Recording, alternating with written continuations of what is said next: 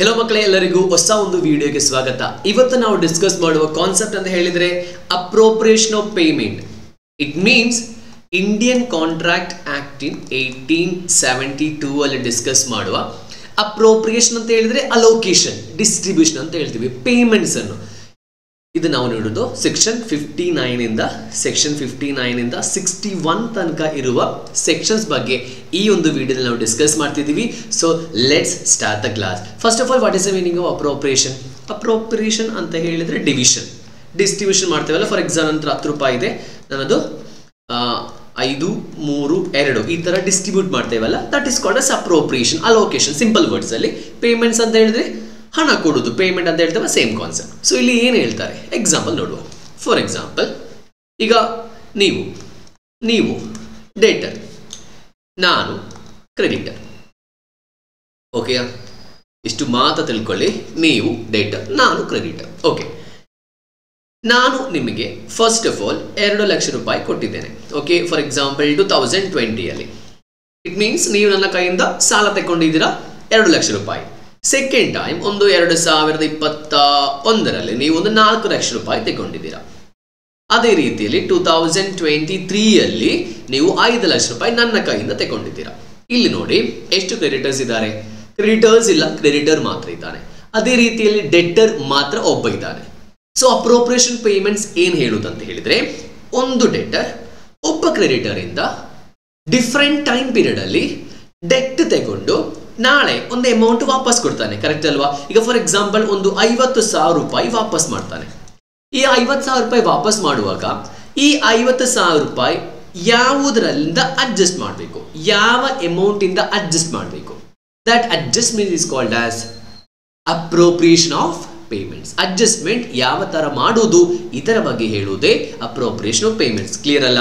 ಇದರ ಬಗ್ಗೆ ಹೇಳುವ 3 ಸೆಕ್ಷನ್. 59 ಒಂದು ಸೆಕ್ಷನ್ ಹೇಳ್ತಾರೆ, ಆದ್ರೆ 69 ಒಂದು ಅಡ್ಜಸ್ಟ್ಮೆಂಟ್ ಹೇಳುವುದು, 61 ಅದೇ ರೀತಿಯಲ್ಲಿ. ಕ್ಲಿಯರ್ ಮಕ್ಕಳೇ? ಓಕೆ ಅಲ್ವಾ?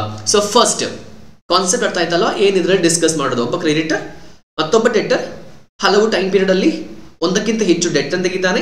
ವಾಪಸ್ ಪೇಮೆಂಟ್ ಮಾಡುವಾಗ ಯಾವುದರಿಂದ ಅಡ್ಜಸ್ಟ್ ಮಾಡಬೇಕು. ಫಸ್ಟ್ ಒನ್, ಸೆಕ್ಷನ್ 59 ಏನ್ ಹೇಳೋದು ಅಂತ ಹೇಳಿದ್ರೆ, application of payment where the debt to be discharged is indicated ಅಂತ ಹೇಳಿದ್ರೆ mentioned. ಈಗ ನಾನು 50,000 ರೂಪಾಯಿ ಕೊಟ್ಟಿದ್ದೇನೆ, ಕರೆಕ್ಟ್ ಅಲ್ವಾ? ಈಗ ನಾನು ನಿಮಗೆ 50,000 ರೂಪಾಯಿ ಕೊಟ್ಟಿದ್ದೇನೆ. ಸಾರಿ, ನೀವು ಡೆಟರ್ ಅಲ್ವಾ?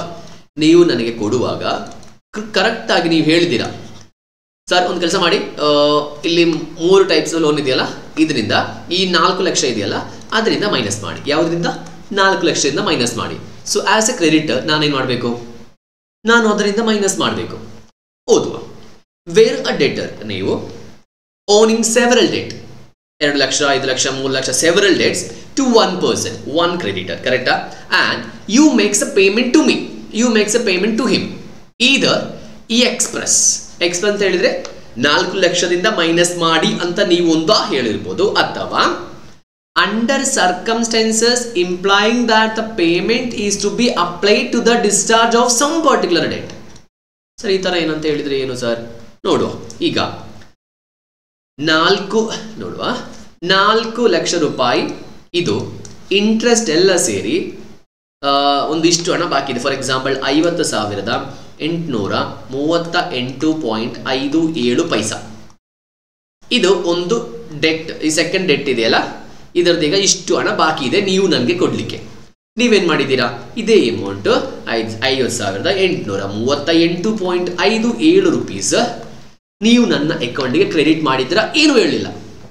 ಇದರ ಅರ್ಥ ಏನು? ನಾನು ಯಾವುದರಿಂದ ಮೈನಸ್ ಮಾಡಬೇಕು? ಇಲ್ಲಿ ನೀವು ಯಾವುದರಿಂದ ಮೈನಸ್ ಮಾಡಬೇಕು ಅಂತ ಹೇಳಿಲ್ಲ. ಆದ್ರೆ ನೀವು ಇಲ್ಲಿ ಕೊಟ್ಟ ಅಮೌಂಟ್, ಇದೇ ರೀತಿ ಅಮೌಂಟ್, ಈಗ ಒಂದು 50,000 ರೂಪಾಯಿ ಅಂತ ಹೇಳಿದ್ರೆ ಜನರಲ್ ಅಮೌಂಟ್. ಈ ಅಮೌಂಟ್ ಅಂತ ಹೇಳಿದ್ರು it is very specific amount, correct ಅಲ್ವಾ? ಸೊ ಆಸ್ ಎ ಕ್ರೆಡಿಟರ್ ನಾನು ಏನ್ ಮಾಡಬೇಕು? ಅದರಿಂದಲೇ ಮೈನಸ್ ಮಾಡಬೇಕು. ಕರೆಕ್ಟಾ ಮಕ್ಕಳೇ? ಅರ್ಥ ಆಯ್ತಾ? ಸೊ ಇಲ್ಲಿ ಸರ್ಕಮ್ಸ್ಟೆನ್ಸಸ್ ಅಂತ ಹೇಳಿದ್ರೆ ಏನು? ನಾನು ಈ ಕೊಡುವ ಅಮೌಂಟ್ ಅಲ್ಲಿ ಇರುವ ಅದೇ ಅಮೌಂಟ್ಗೆ ಮ್ಯಾಚ್ ಆದ್ರೆ, ಒಂದು ರೌಂಡ್ ಫಿಗರ್ ಅಲ್ಲ, ಸ್ಪೆಸಿಫಿಕ್ ಫಿಗರ್ ಇರುವಾಗ ಮಾತ್ರ. So then the payment if accepted ಅಂತ ಹೇಳಿದ್ರೆ, ಆಸ್ ಪರ್ ದ ಕಾಂಟ್ರಾಕ್ಟ್ ನೀವು ಆ ಪೇಮೆಂಟ್ ನಾನು ಆ ಪೇಮೆಂಟ್ ಅಕ್ಸೆಪ್ಟ್ ಮಾಡಿದ್ರೆ, ಆಸ್ ಮೀನ್ ನನಗೆ ರಿಸೀವ್ ಆದ್ರೆ ನಾವೇನ್ ನೋಡ್ಬೇಕು? ಮಸ್ಟ್ ಬಿ ಅಂತ ಹೇಳಿದ್ರೆ ಏನು? ಮ್ಯಾಂಡೇಟರಿಲಿ ಬಿ ಅಪ್ಲೈಡ್ ಅಕಾರ್ಡಿಂಗ್ಲಿ. ನೀವು ಯಾವ ಪೇಮೆಂಟ್ ಇಂದ ಮೈನಸ್ ಮಾಡಬೇಕು ಅಂತ ನೀವು ಹೇಳಿದ್ದೀರಾ ಅದೇ ಅಮೌಂಟ್ ಇಂದ ನಾನು ಮೈನಸ್ ಮಾಡಬೇಕು. ಕ್ಲಿಯರಾ ಮಕ್ಕಳೇ? ಓಕೆ ಅಲ್ವಾ? ನೆಕ್ಸ್ಟ್ 59 ಕ್ಲಿಯರ್ ಅಲ್ವಾ? Next section 60 completely opposite. ನೀವು ಏನು ಹೇಳಿಲ್ಲ. Application of payment of where debt to be discharged is not indicated ಅಂತ ಹೇಳಿದ್ರೆ ಮೆನ್ಷನ್ ಮಾಡಿಲ್ಲ, ಹೇಳಿಲ್ಲ. ಸೆಕ್ಷನ್ 60 ಅಲ್ಲಿ ಹೇಳುದು. ಸೆಕ್ಷನ್ 60 ಓಕೆ ರೀಡ್ ಮಾಡು. ಈಗ ನೀವು ಏನು ಹೇಳಿಲ್ಲ, ಈಗ ಯಾರು ಮಾಡಬೇಕು? ನಾನು ಮಾಡಬೇಕು. Will read where the debtor has omitted ಅಂತ ಹೇಳಿದ್ರೆ ಬಿಟ್ಬಿಟ್ಟ, ಏನು ಹೇಳಿಲ್ಲ. ಟು ಇಂಟಿಮೇಟ್ ಇನ್ಫಾರ್ಮ್ ಮಾಡಿಲ್ಲ, ಯಾರಿಗೆ? ನನಗೆ. ಆದ್ರೆ ನೀವು 50,000 ರೂಪಾಯಿ ಹಾಕೊಂಡು ಕಳಿಸಿಟ್ಟಿದ್ದೀರಾ. Okay. And there are no circumstances indicating to which that the payment use to be applied. Same as section 59 completely opposite. ನೀವು ಅಂತ ಹೇಳಲಿಲ್ಲ, ಮತ್ತೆ ಈ ತರದ ಅಮೌಂಟ್ ಇದೆಯಲ್ಲ ದಿಸ್ ಒನ್, ಈ ತರದ ಅಮೌಂಟ್ ಯಾವುದೂ ಇಲ್ಲ, ಎಲ್ಲ round figure. So no option. ನೀವು ಹೇಳೂ ಇಲ್ಲ, ಆ ತರ ಒಂದು ಸಿಚುವೇಶನು ಇಲ್ಲ. ಈಗ ನೀವು ಅದು 50,000 ರೂಪಾಯಿ ನನ್ನ ಅಕೌಂಟಿಗೆ ಹಾಕಿದ್ದೀರಾ, ನಾನು ಅದು ಎಲ್ಲಿಂದ ಮೈನಸ್ ಮಾಡಬೇಕು? ಇಲ್ಲಿ ಕ್ರೆಡಿಟರಿಗೆ ಒಂದು ಆಪ್ಷನ್ ಇದೆ. Creditor may apply at his discretion. Discretion ಅಂತ ಹೇಳಿದ್ರೆ ಅವನಿಗೆ ಯಾವ ರೀತಿ ಅನಿಸುತ್ತೋ ಆ ತರ. ಅದು ಇದರಿಂದ ಮೈನಸ್ ಮಾಡಬೇಕಂತ ಅದರಿಂದ ಮೈನಸ್ ಮಾಡಬಹುದು, ಯಾವುದರಿಂದ ಬೇಕು. ಡಿಸ್ಕ್ರೆಷನ್ ಅಂತ ಹೇಳಿದ್ರೆ free to choose, free to select. Okay. To any lawful debt actually due. ಸುಮ್ಮನೆ ಒಂದು ಲೆಕ್ಕ ಎಲ್ಲ ಮಾಡಿ ನೀನು ನನಗೆ ಒಂದು 50 ರೂಪಾಯಿ ಕೊಡ್ಲಿಕ್ಕೆ ಇದೆಯಲ್ಲ ಅದರಿಂದ ಮೈನಸ್ ಮಾಡುವ. ಆಕ್ಚುಲಿ ಆ ಥರ ಒಂದು ಡೆಟ್ಟೇ ಇಲ್ಲ. ಈಗ ಏನಾದ್ರು 50,000 ರೂಪಾಯಿ ಕೊಟ್ಟಿದ್ದಾನಲ್ಲ, ಒಂದು ಕೆಲಸ ಮಾಡುವ, ನಮಗೆ ಸುಮ್ಮನೆ ಒಂದು ಇಂಟ್ರೆಸ್ಟ್ ಜಾಸ್ತಿ ಮಾಡಿ ಹಾಕಿ ಅದರಿಂದ ಮೈನಸ್ ಮಾಡುವ, ನಾಟ್ ಪಾಸಿಬಲ್. ಆಕ್ಚುಲಿ ಯಾವುದಾದ್ರೂ ಡೆಟ್ ಡ್ಯೂ ಇದ್ರೆ ಅದರಿಂದ ಮೈನಸ್ ಮಾಡಬೇಕು. ಕ್ಲಿಯರ್ ಅಲ್ವಾ? Next and payable to him. Actually ನಿಮಗೆ ಏನು ಡೆಟ್ಟರ್ ಇಂದ ನನಗೆ ನೀವು ಕೊಡ್ಲಿಕ್ಕಿರುವ ಅಮೌಂಟ್ ಇಂದ ಮಾತ್ರ ಮೈನಸ್ ಮಾಡಬಹುದು. Where its recovery is or not barred by the law. ನಿಮಗೊಂದು ವಿಷಯ ಗೊತ್ತಿರ್ಬೋದಲ್ಲ, ಲಿಮಿಟೇಷನ್ ಆಕ್ಟ್ 1963 ಪ್ರಕಾರ ಡೆಟ್ ಡ್ಯೂ ಆದ್ಮೇಲೆ within how many years recover ಮಾಡಬೇಕು? 3 ಇಯರ್ಸ್. ಕರೆಕ್ಟಾ? 3 ಇಯರ್ಸ್ ರಿಕವರ್ ಮಾಡಬೇಕು. 3 ಇಯರ್ಸ್ ಅಲ್ಲಿ ರಿಕವರ್ ಮಾಡಿಲ್ಲ ಅಂದ್ರೆ ಏನಾಗುತ್ತೆ? ನಾವು section 25 no consideration no contract ಅಂತ ಒಂದು ಡೆಫಿನೇಷನ್ ಇದೆಯಲ್ಲ, ಅದರ ಅಂದ್ರೆ ನಾವು ಟೈಮ್ ಬಾರ್ಡ್ ಡೆಟ್ ಬಗ್ಗೆ ಕಲ್ತಿದ್ದೀವಿ. ಸೊ ಇಲ್ಲಿ 3 ವರ್ಷದ ಒಳಗಡೆ ಕ್ರೆಡಿಟರ್ ಡೆಟರ್ನ ಅಗೇನ್ಸ್ಟ್ ಕೇಸ್ ಕೊಟ್ಟಿಲ್ಲ ಅಂತ ಹೇಳಿದ್ರೆ ಇನ್ನು ಕ್ರೆಡಿಟರ್ಗೆ ಯಾವುದೇ ರೀತಿಯಲ್ಲಿ ಡೆಟರ್ನ ಅಗೇನ್ಸ್ಟ್ ಕೇಸ್ ಕೊಡೋಕೆ ಆಗಲ್ಲ, ಸಾಧ್ಯನೇ ಇಲ್ಲ. ಕರೆಕ್ಟಾ? ಸಾಧ್ಯನೇ ಇಲ್ಲ, ಯಾವುದೇ ರೀತಿಯಲ್ಲಿ ಕೊಡ್ಲಿಕ್ಕೆ ಸಾಧ್ಯ ಇಲ್ಲ. ಈ ತರದ ಒಂದು ಆಪ್ಷನ್ ಅಲ್ಲಿ ಮಲ್ಟಿಪಲ್ ಡೆಟ್ಸ್ ಇದ್ರೆ, ಈವನ್ ಫಾರ್ ಎಕ್ಸಾಂಪಲ್ 2020 ಅಲ್ಲಿ ಒಂದು ಡೆಟ್ ಇತ್ತು. ಕರೆಕ್ಟಾ? ಅದು ಡೆಟರ್ ಪೇಮೆಂಟ್ ಮಾಡಿಲ್ಲ, ಡ್ಯೂ ಆಯ್ತು, ಕ್ರೆಡಿಟರ್ ಕೇಸ್ ಕೊಡ್ಲಿಲ್ಲ. ಈಗ 2024 ಅಲ್ಲಿ ಇದ್ದೇವೆ. ಈ 2024 ಅಲ್ಲಿ ಕ್ರೆಡಿಟರ್ಗೆ ಟೈಮ್ ಬಾರ್ ಆಯ್ತು, ಇನ್ನು ಕೇಸ್ ಕೊಡೋಕ್ಕಾಗಲ್ಲ. ಆದ್ರೆ ಈ ತರದ ಒಂದು ಸಿನಾರಿಯೋದಲ್ಲಿ ಒಂದು 50,000 ಒಂದು 30,000 ರೂಪಾಯಿ ಕೊಡ್ಲಿಕ್ಕಿದೆ. ಆಯ್ತಾ? ಈಗ ನೀವು ಒಂದು 50,000 ರೂಪಾಯಿ ಕಳಿಸಿ ಕೊಟ್ಟಿದ್ರೆ ನನ್ನ ಅಕೌಂಟಿಗೆ, ನೀವು ಏನು ಹೇಳಿಲ್ಲ, ನಾನೇನು ಮಾಡಬೇಕು? ಇದರಿಂದ 30,000 ರೂಪಾಯಿ ಫುಲ್ ನಾನು ಕ್ಲೋಸ್ ಮಾಡ್ತೀನಿ. ಯಾರ ಇಷ್ಟ? ಡಿಸ್ಕ್ರೆಷನ್ ಅಂತ ಹೇಳಿದ್ರೆ ಯಾರ ಇಷ್ಟ? ನನ್ನ ಇಷ್ಟ. ಆಕ್ಚುಲಿ ಟೈಮ್ ಬಾರ್ ಆಯ್ತಾ? ಆಯ್ತು. ಆದ್ರೆ ರಿಕವರಿ ಮಾಡ್ಬೋದಾ? ರಿಕವರಿ ಮಾಡ್ಬೋದು. ಇಲ್ಲಿ ಟೈಮ್ ಬಾರ್ ಆದ್ರೂ ಅಲ್ಲ ಅಂದ್ರೂ ವಿಷಯ ಅಲ್ಲ. ಆದ್ರೆ ನೋಡಿ, however he cannot apply to the payment of disputed debt. ಈಗ ನನ್ನ ಮಧ್ಯೆ ನಿಮ್ಮ ಮಧ್ಯೆ ಯಾವುದಾದ್ರೂ ಒಂದು ಡೆಟ್ಟಿನ ಬಗ್ಗೆ ಕೇಸ್ ನಡೆಯುತ್ತಾ ಇದ್ರೆ ಆ ಕೇಸಿನ ಡೆಟ್ಟಿಂದ ಮೈನಸ್ ಮಾಡೋಕ್ಕಾಗಲ್ಲ. ಫಾರ್ ಎಕ್ಸಾಂಪಲ್ ಹೇಳೋದಾದ್ರೆ, ಈ ಒಂದು 5 ಲಕ್ಷ ರೂಪಾಯಿ ಕೇಸ್ ಇದೆಯಲ್ಲ, ಇದರ ಬಗ್ಗೆ ನನ್ನ ನಿಮ್ಮ ಮಧ್ಯೆ ಒಂದು ಕೇಸ್ ಆಗ್ತಾ ಇದೆ. ನೀವು 5 ಲಕ್ಷ ಅಂತ ಹೇಳಿ, ನಾನು 4 ಲಕ್ಷ ಅಂತ ಹೇಳುದು. ಕೋರ್ಟ್ ಇದುವರೆಗೂ ಯಾವುದೇ ರೀತಿಯ ತೀರ್ಮಾನ ನೀಡಲಿಲ್ಲ.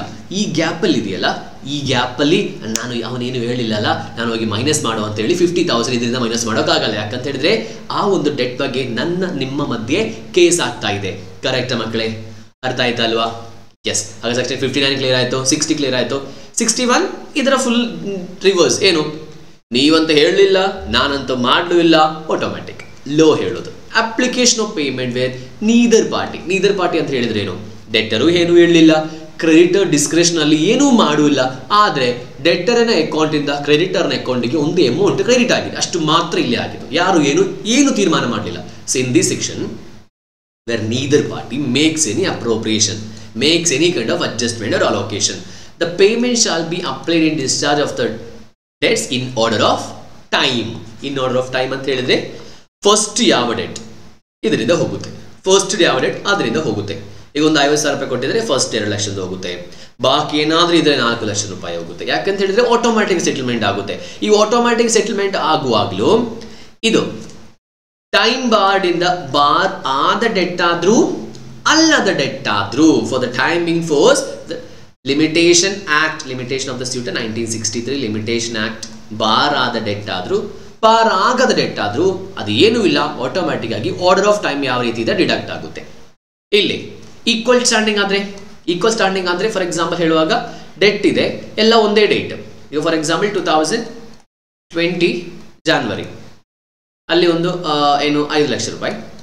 ಅದೇ ರೀತಿಯಲ್ಲಿ 2020 ಜನವರಿಯಲ್ಲಿ 2 ಲಕ್ಷ ರೂಪಾಯಿ.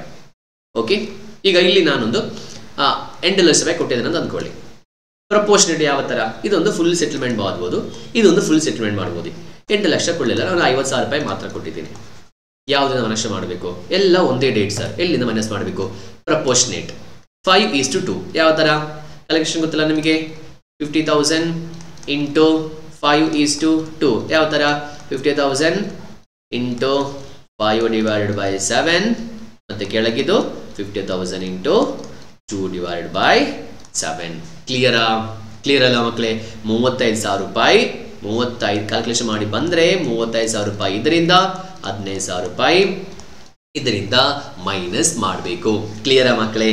ಓಕೆ ಅಲ್ವಾ? ಈಕ್ವಲ್ ಸ್ಟ್ಯಾಂಡಿಂಗ್ ಆದರೆ ಆ ಥರ ಮಾಡಬೇಕು, ಪ್ರಪೋರ್ಷನೇಟ್ಲಿ ಅಂತ. ಪ್ರಪೋರ್ಷನೇಟ್ಲಿ ನಾವು ಮಾಡ್ಬೋದು ಮಕ್ಕಳೇ. ಕ್ಲಿಯರ್ ಅಲ್ವಾ? 59 ನಾವು ಮಾಡಿದ್ದೀವಿ, 60 ಡಿಸ್ಕಸ್ ಮಾಡಿದ್ದೀವಿ, 61 ಡಿಸ್ಕಸ್ ಮಾಡಿದ್ದೀವಿ. ಇದು CA ಫೌಂಡೇಶನ್ ಎಕ್ಸಾಮಿನೇಷನ್ ಬರೀಗ ಸ್ಟೂಡೆಂಟ್ಸಿಗೆ ಭಾರಿ ಇಂಪಾರ್ಟೆಂಟ್ ಆದ ಒಂದು ಟಾಪಿಕ್. ಅಪ್ರೋಪ್ರಿಯೇಷನ್ ಪೇಮೆಂಟ್ ಅಂತ ಹೇಳೋದು ನಿಮಗೆಲ್ಲ ಅರ್ಥ ಆಗಿರ್ಬೋದು. ನಿಮಗೆ ಯಾವುದೇ ಡೌಟ್ ಆ್ಯಂಡ್ ಕ್ಲಾರಿಫಿಕೇಶನ್ಸ್ ಇದ್ದರೆ, ನಿಮಗೆ ಯಾವುದಾದ್ರೂ ಒಂದು ವಿಷಯದ ಬಗ್ಗೆ ಇನ್ನೂ ಜಾಸ್ತಿ ನಿಮಗೆ ಡೀಟೇಲ್ಸ್ ಎಲ್ಲ ಬೇಳಿದರೆ ಕಮೆಂಟ್ ಬಾಕ್ಸಲ್ಲಿ ಕಮೆಂಟ್ ಮಾಡಿ. ಮುಂದಿನ ವಿಡಿಯೋದಲ್ಲಿ ನೋಡುವವರೆಗೂ ಧನ್ಯವಾದಗಳು.